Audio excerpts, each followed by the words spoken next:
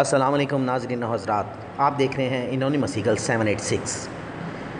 ناظرین، آج ہم آپ کو ہندوستان اور چائنا کے درمیان بڑھتی ہوئی کشیدگی کی وجوہات کے بارے میں بتائیں گے۔ ناظرین، ہندوستان اور چائنا کے تعلقات انتہائی نازک دور سے گزر رہے ہیں۔ یاد رہے کہ یہ دونوں ممالک 1962 میں بھی آپس میں بھڑ چکے ہیں۔ اس وقت بھی چائنا کا پلڑا ہندوستان پر بھاری رہا تھا۔ سن 1965 اور 75 میں دونوں کے درمیان محاذ آرائی ہو چکی ہے۔ 75 کے بعد یہ چوتھا موقع ہے کہ دونوں کے درمیان سرحد پر کشیدگی دیکھنے میں آ رہی ہے۔ سوال یہ پیدا ہوتا ہے کہ دونوں ممالک کے درمیان آخر یہ کشیدگی کیوں ہوئی؟ ناظرین، اکسائی چین میں موجود وادی گلوان کے سبب دونوں ممالک کے درمیان کشیدگی کی شروعات ہوئی۔ ہندوستان کا کہنا ہے کہ وادی گلوان میں چائنا کے فوجی کیمپ نظر آئے، جس کی بدولت ہندوستان کو اپنی افواج کی تعداد میں اضافہ کرنا پڑا۔ چائنا کا کہنا ہے کہ انڈیا وادی گلوان کے قریب دفاع سے منسلک غیر قانونی تعمیرات کر رہا تھا۔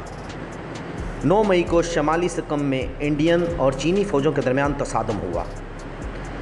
LAC کے قریب چینی فوج کے ہیلی کاپٹر بھی دیکھے گئے، جس کے نتیجے میں ہندوستان نے اپنے لڑاکا طیارہ کے ساتھ گشت کرنا شروع کر دیا۔ ہندوستان ایئر فورس کے سربراہ نے بیان دیا تھا کہ وہ اس طرح کے واقعات پر گہری نظر رکھتے ہیں اور جہاں ضروری ہو کارروائی بھی کرتے ہیں۔ چین کے سرکاری اخبار گلوبل ٹائمز نے وادی گلوان میں کشیدگی کا سبب ہندوستان کو ٹھہرایا۔ ہندوستان نے ابتدا کی، لیکن ہمیں یقین ہے کہ یہاں ڈوکلام جیسی صورتحال نہیں ہوگی، اور یہ سارا تماشا ہندوستان میں پھیلے کووڈ-19 کی وجہ سے کیا تاکہ عوام کی توجہ دوسری طرف کی جائے۔ پچھلے سال ہندوستان کے وزارت دفاع کا بیان تھا کہ ہندوستان نے انڈیا چائنا سرحد پر 3812 کلومیٹر کا علاقہ سڑک کی تعمیر کے لیے مارک کیا ہے، اور 3418 کلومیٹر سڑک کی تعمیر کا کام بارڈر روڈ آرگنائزیشن کو دیا گیا ہے، اور ان میں سے زیادہ تر منصوبے مکمل ہو چکے ہیں۔ دفاعی تجزیہ نگاروں کے مطابق یہ تعمیراتی کام دونوں ممالک کے درمیان تصادم کی اصل بنیاد۔ مزید ہندوستان کے ماہرین کے مطابق گزشتہ برس اگست میں انڈیا کی حکومت کا آرٹیکل 370 کو ختم کرنا، خارجہ پالیسی میں تبدیلی، چین کی داخلی سیاست اور کورونا کے دور میں عالمی سیاست میں اپنے آپ کو برقرار رکھنے کے لیے چین کی کوششوں کو تبدیل کرنا شامل۔ نریندر مودی کے وزیر اعظم بننے کے بعد چائنا کے صدر نے ہندوستان کے تقریباً 18 دورے کیے ہیں، مگر اس بڑھتی ہوئی کشیدگی کے سبب ان میں اب دوریاں بڑھ چکی ہیں۔ وادی گلوان میں ہندوستان کی جانب سے 20 فوجی جوانوں کی ہلاکت کی تصدیق کی گئی تھی، اور یہ سب بہار ریجمنٹ کے جوان تھے۔ اس کے برعکس چائنا کے وزیر خارجہ کے ترجمان نے چائنا کے کسی فوجی کی ہلاکت کی تصدیق نہیں کی۔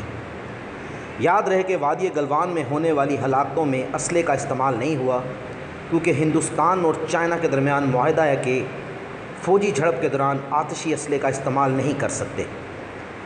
وادی گلوان ایک متنازع علاقہ ہے جو کہ اکسائی چین میں ہے۔ گلوان وادی لداخ اور اکسائی چین کے درمیان انڈین چینی سرحد کے قریب واقع ہے، جہاں سے line of actual control LAC اکسائی چین کو ہندوستان سے الگ کرتی ہے۔ دونوں ممالک اکسائی چین پر اپنا دعویٰ کرتے ہیں۔ یہ وادی چین میں جنوبی شنجیانگ اور انڈیا میں لداخ تک پھیلی ہوئی ہے۔ یہ علاقہ انڈیا کے لیے اسٹریٹجک لحاظ سے اہم ترین ہے، کیونکہ وہ پاکستان، چائنا کے شنجیانگ اور لداخ کی سرحدوں سے متصل ہے۔ ناظرین، 1962 کی جنگ کے دوران بھی دریائے گلوان کا یہ علاقہ جنگ کا مرکز بنا تھا۔ وادی کے دونوں اطراف میں پہاڑ ہیں جو فوجیوں کو جنگی حکمت عملی میں کارآمد ثابت ہوتے ہیں۔ سخت گرمیوں میں یہاں کا درجہ حرارت -0 سے کم ہو جاتا ہے۔ مورخین کے مطابق اس جگہ کا نام غلام رسول گلوان کے نام پر رکھا گیا تھا، جو لداخ کا شہری تھا۔ ہندوستان کا دعویٰ ہے کہ وہ اپنے علاقے میں وادی گلوان میں ایک سڑک بنا رہا ہے، جس کو روکنے کے لیے چائنا نے یہ جھڑپ کی۔ اس سڑک سے ہندوستان اس خطے میں بہت فائدہ حاصل کر سکتا ہے، اور یہ سڑک کراکرم پاس کے قریب تعینات فوجیوں کو سپلائی بھی فراہم کرنے میں مدد کرے گی۔ ناظرین، LOC اور LAC میں کیا فرق ہے؟ ہندوستان کی زمینی سرحد کی کل لمبائی 15,000 کلومیٹر ہے، جو کل 7 ممالک پر مشتمل ہے۔ اس کے علاوہ 7,500 کلومیٹر لمبی سمندری سرحد ہے۔ ہندوستان کے مطابق یہ 7 ممالک بنگلہ دیش تقریباً 4,000 kilometre, China 3,488 kilometre, Pakistan 3,323 kilometre, Nepal 1,751 kilometre, Myanmar 1,643 kilometre, Bhutan 699 kilometre اور افغانستان 106 کلومیٹر ہے۔ ہندوستان کی چین کے ساتھ 3,488 کلومیٹر کی سرحد مشترکہ ہے۔ یہ سرحد جموں و کشمیر، ہماچل پردیش، اتراکھنڈ، سکم اور اروناچل پردیش سے ہوتی ہوئی گزرتی ہے۔ یہ 3 سیکٹرز میں تقسیم ہے۔ مغربی سیکٹر یعنی جموں و کشمیر، مڈل سیکٹر ہماچل پردیش اور اتراکھنڈ، اور مشرقی سیکٹر یعنی سکم اور اروناچل پردیش دونوں ممالک نے تاحال مکمل طور پر اس کی حد بندی نہیں کی، اور اس کی وجوہات دونوں کے درمیان سرحدی تنازع ہے، اس لیے اس کو LAC بولا جاتا ہے۔ دوسری جانب جموں و کشمیر ہندوستان اور پاکستان کے مابین کشیدگی ہے جو 70 برس سے ہے۔ یہ خطہ لائن آف کنٹرول کے ذریعے منقسم ہے، جس کی ایک طرف ہندوستان اور دوسری طرف پاکستان ہے۔ اس کو LOC لائن آف کنٹرول کہا جاتا ہے۔ دونوں ممالک ابھی تک چائنا اور ہندوستان اس بیان پر قائم ہیں کہ وہ اس مسئلے کو مذاکرات کے ذریعے حل کریں گے، جو کہ ابھی تک ممکن نظر نہیں آتا۔ دونوں کے درمیان بہت سی کوششیں ہوئی ہیں، مذاکرات بھی ہوئے ہیں، لیکن کوئی بھی نتیجہ برآمد نہیں ہوا،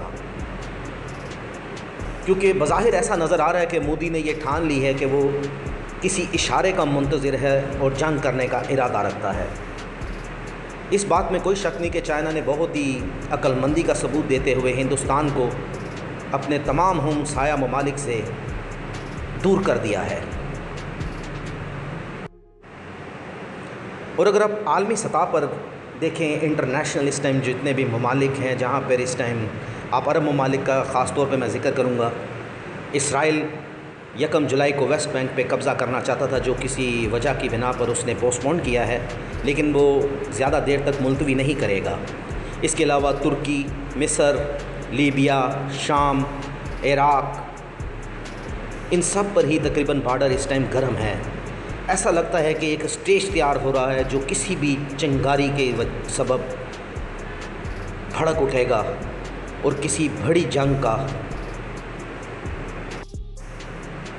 بہانہ بنتا نظر آ رہا ہے۔ ناظرین، اپنا خیال رکھیے گا، ہمارے چینل کو سبسکرائب کریں، اپنے دوستوں میں شیئر کریں، اپنا خیال رکھیے گا۔ شکریہ، خدا حافظ۔